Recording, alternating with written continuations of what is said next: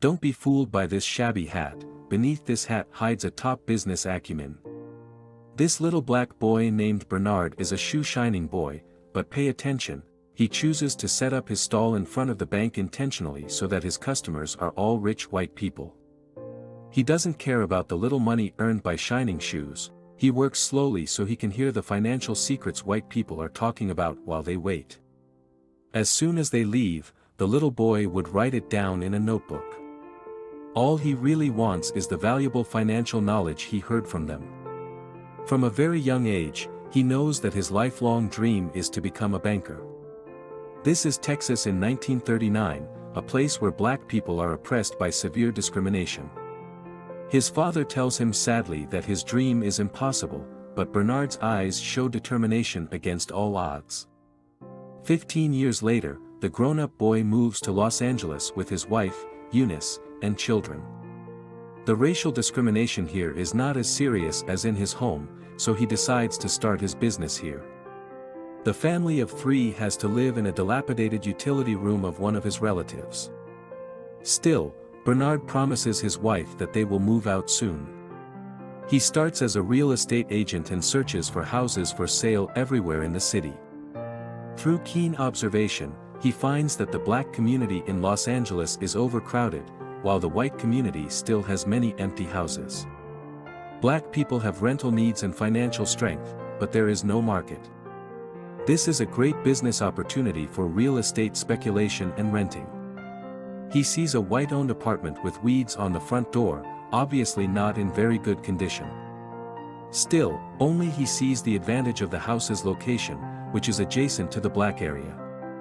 He goes to the owner and says that you only rented out half of the apartment, so why don't you sell it to me? I'll give you $30,000 now, and I'll give you another $5,000 when I rent out all the rooms. Although the owner admires his idea, he doesn't want to do risky business. Bernard expresses his understanding. Before leaving, he suddenly glances at the owner's calendar, which shows that it is given by a local bank manager. So an idea comes to his mind. He says goodbye to the owner and goes to the bank directly, where he finds the manager who sent the calendar. The manager's secretary, who discriminates against black people, refuses to introduce him to the manager. He waits for a few hours at the bank door, and when the manager comes out, he stops him immediately. He says, "I know one of your VIP customers, the business I do will benefit him, and I hope you can approve a loan for me." But the bank manager rejects him without thinking. That night, he receives a call from the owner. The owner asks him, "Did you use my name to try to get a loan?" He has no choice but to apologize.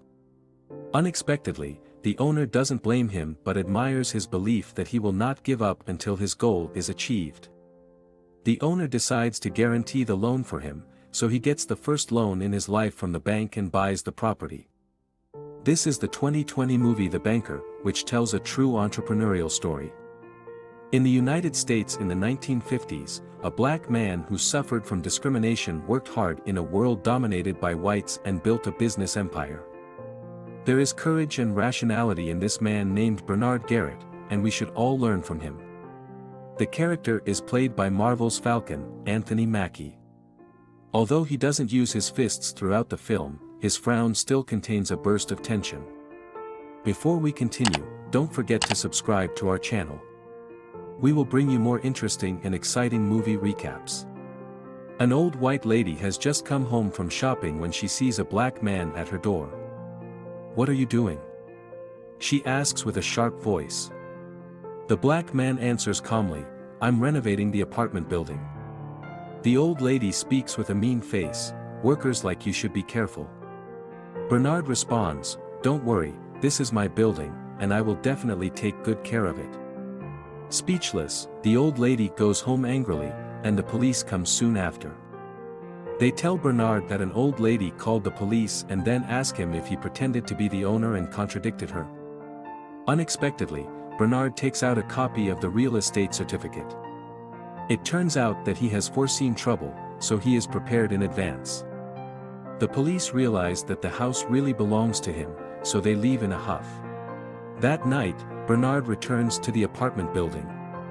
The old lady at the door sees him and immediately tells him to get out because it is not the time for renovation. Bernard still replies calmly, "I am not a renovation worker now, I am the owner." The old lady is dumbfounded, and a few days later, she moves out angrily because she doesn't want to live in the same building with black people.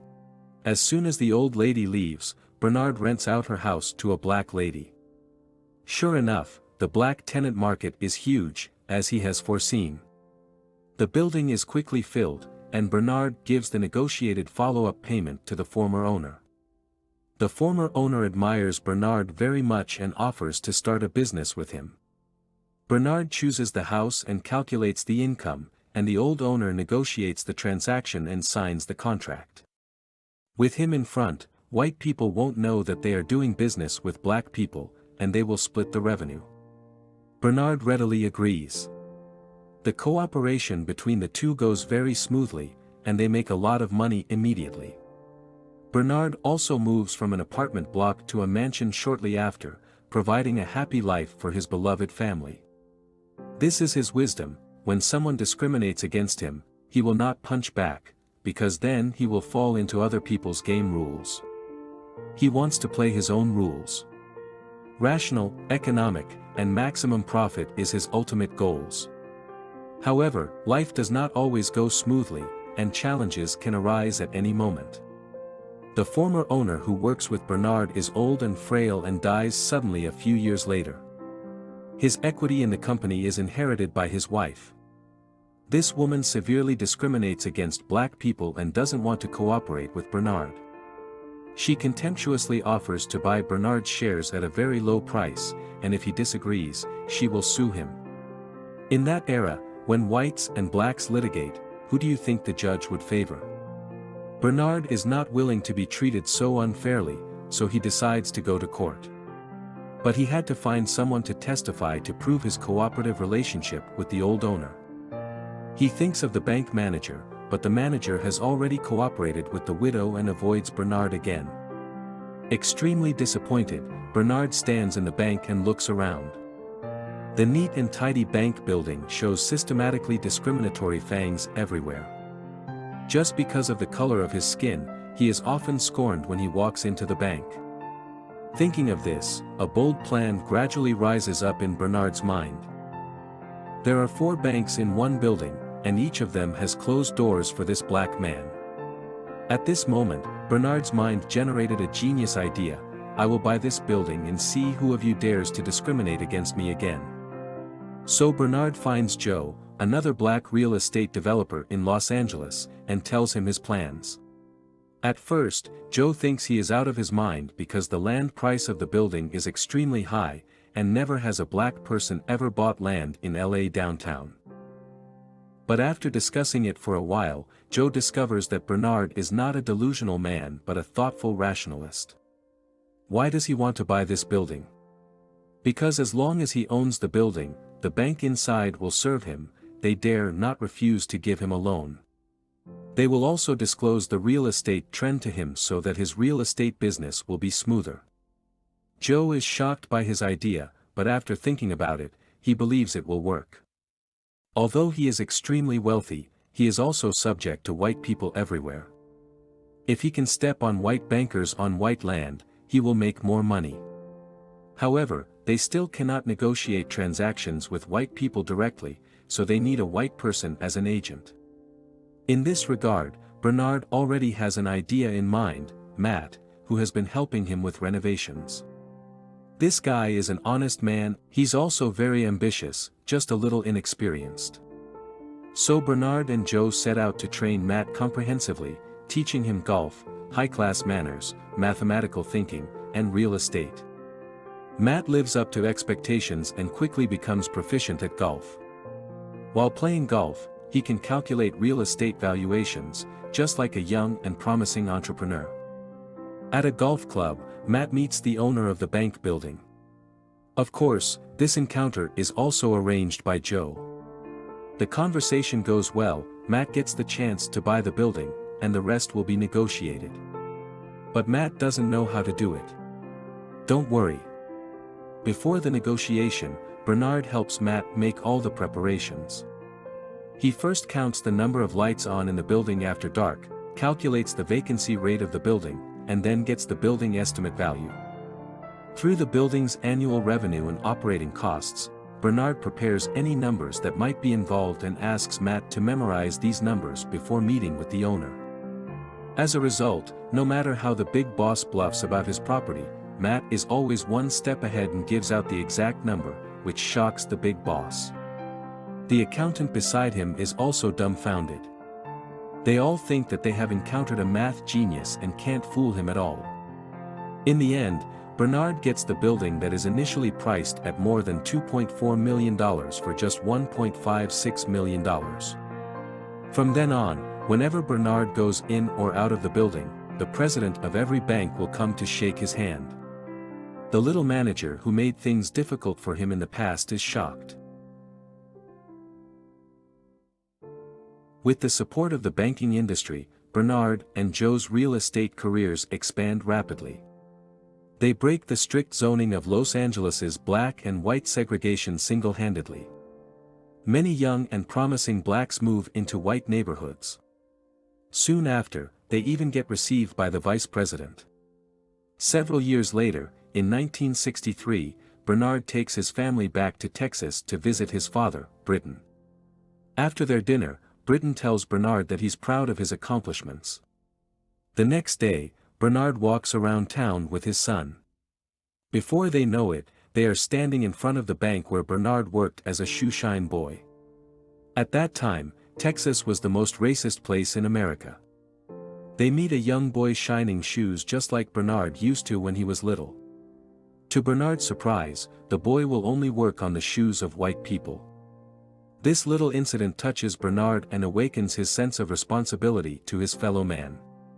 He secretly makes up his mind that he must change the status quo and help the black community in his hometown get better housing.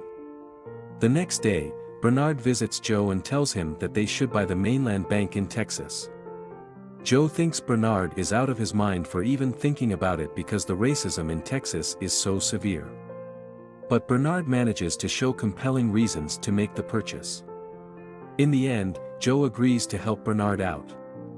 They recruit Matt again and use him to be their frontman once more. They meet with the bank owner, Robert Florence Sr. and Jr., to discuss the numbers of the deal.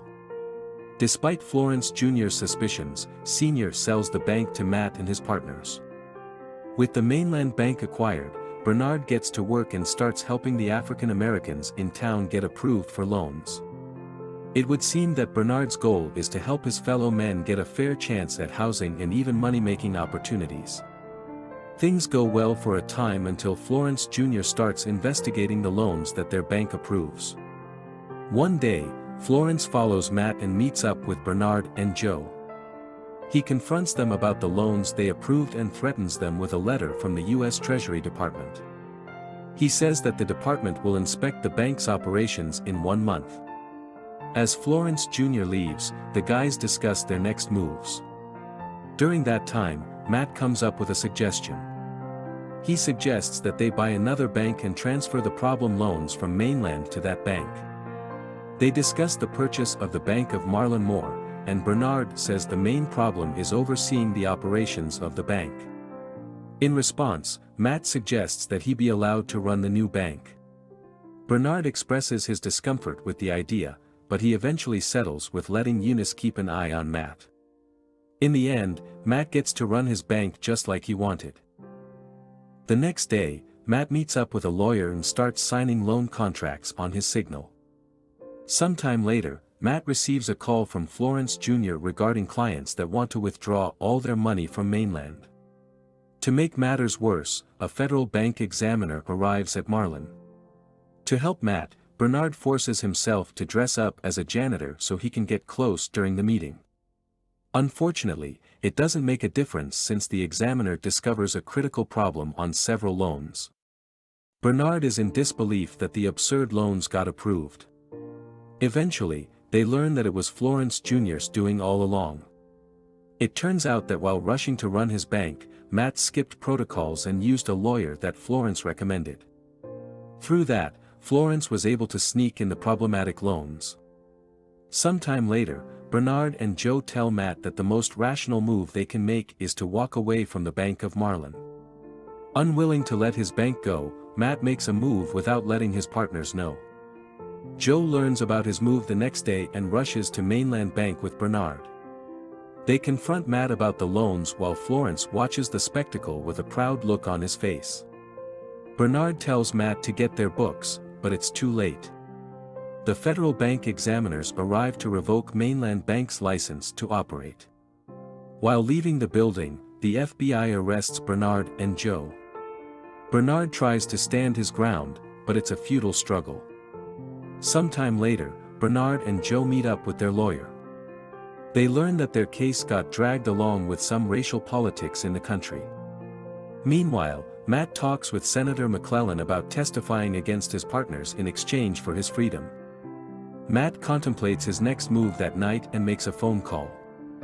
Matt follows McClellan's suggestions and testifies against his partners at the Senate hearing the next day. Later that day, Bernard also meets with McClellan and listens to his proposal. He gives him a choice to take an immunity deal and confirm Matt's testimonies, or Bernard can say whatever he wants and go to jail. In the end, Bernard decides to say the words that have been kept in his heart for years. He talks about racial discrimination in the country. Shortly after that, both Bernard and Joe's fortunes got decimated after the hearing. The two also got sentenced to federal prison. Florence Jr. purchases the Mainland Bank for a small fraction of the price paid by Bernard and Joe. Meanwhile, Matt Steiner never got charged with any crime. Several years later, Bernard and Joe get out of prison. Eunice finds it strange that the two men seem happy even after losing all their fortune. It turns out that's not the case at all. Joe reveals that they have properties next to each other in the Bahamas. Eunice is in disbelief and asks Bernard how that happened. It turns out that the man Matt called the night before his testimony was Bernard. He told Bernard about the senator's deal and apologized to him. In return, Bernard asked Matt a favor before the government could seize their assets. The movie ends after we learn that Bernard and Joe's residential properties were instrumental to the fight against housing segregation in LA, and they still have two mansions next to each other in Bahamas. The end. This movie really made me feel the charm of rationality. When it comes to discrimination, Bernard is filled with righteous indignation like every black person. Still, he turns the majestic emotions into ambition. Every move he takes, he only follows the rationality of his mind, make decisions rationally, act rationally. So he can do the most cost-effective business with the lowest cost and make the most money. Take 2 or 3 steps like this, and then look back at the people who discriminated against you, you will find that they have been left far behind by you. This is what entrepreneurs have said many times about delayed gratification.